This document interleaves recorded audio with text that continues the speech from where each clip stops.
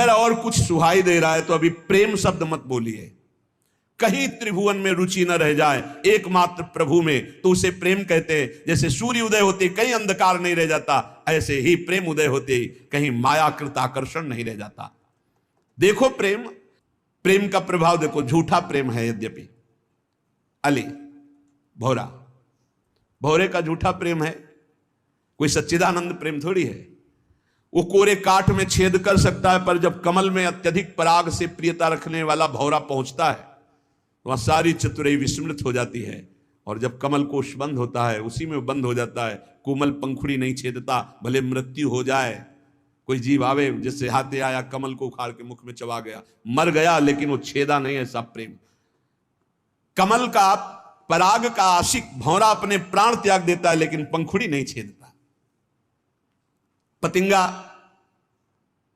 देख रहा है सामने सैकड़ों पतिंगा दीपक से जलकर तड़प रहे हैं, पर वो तेज से प्रेम करता है, जाकर अग्नि का आलिंगन करके भस्म हो जाता है प्राणों के निछावर। मृग नाद से प्रेम करता है।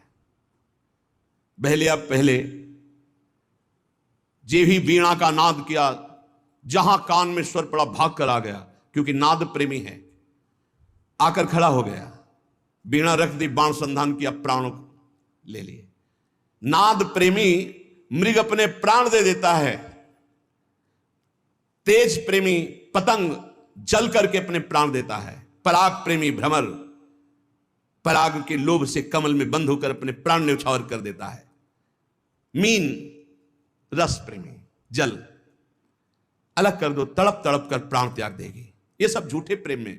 गज हाथी, ऐसे गड्ढा खोद दिया जाता है, पाट दिया गया सहज ऐसे तिनकों से, सामने हथनी खड़ी कर दी गई, वो आशिक प्रवृत्ति का उसमें कूदा, फंस गया, बंधन को प्राप्त हो जाता है।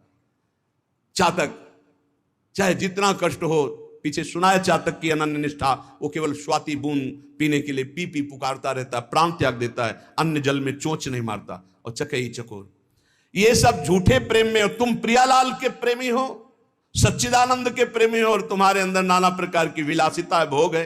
कहां? इसका मतलब अभी सूर्य उदय नहीं हुआ, क्योंकि अंधकार है। इसका मतलब अभी प्रेम उदय नहीं हुआ, क्योंकि तन विलासिता है।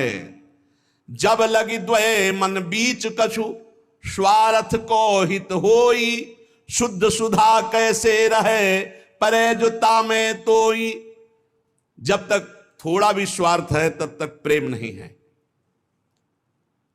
अमृत राशि में एक जलबिंदु भी शोभा नहीं देता। ऐसे प्रेम में थोड़ा भी स्वार्थ, थोड़ी भी कामना, पर प्रेम की प्राप्ति जब तक ना हो, तब तक अनन्यता तो धारण कर ले कि मुझे जो चाहिए वो प्रियालाल से ही चाहिए, अन्य किसी से याचना नहीं।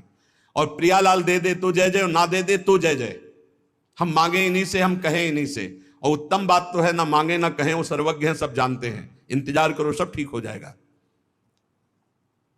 आदि अंत जाको भय, सो सब प्रेम न रूप, आवत जात न जानिए, जैसे छारु धूप।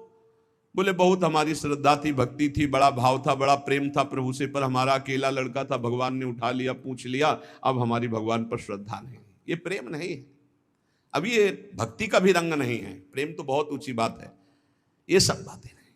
भक्त को पता होता है मृत्यु लोक है, यहां सब समय से अपने आप जाएंगे। न कोई मेरा पुत्र है, न पत्नी है, न मैं किसी का पति हूं। सेवा मिली है, अपने कर्तव्य का पालन करो, नाम जप करते हुए भगवत प्राप्त हो जाओ, बस ये उद्देश्य। पर ये सब भूले हुए हैं। संसार ये मेरे पति, मेरे पुत्र, मेरा घर, ये मेरा मकान, लेकिन चंद दिनों का। जानते हैं बुजुर्ग लोग चले गए, परिवार के कितने लोग चले गए, ऐसे तुमको भी जाना है। जिसका आदि अंत होता है वो प्रेम नहीं होता। जैसे धूप आती है, छाया होती, धूप चली जाती, छाया मिट जाती है, सब प्राकृतिक धर्म जैसे। ऐसे नहीं कि प्रेम था अब प्रेम नहीं रहा, ऐसा नहीं। प्रेम जब आएगा तो कभी हटेगा नहीं, वो बढ़ता ही चला जाएगा।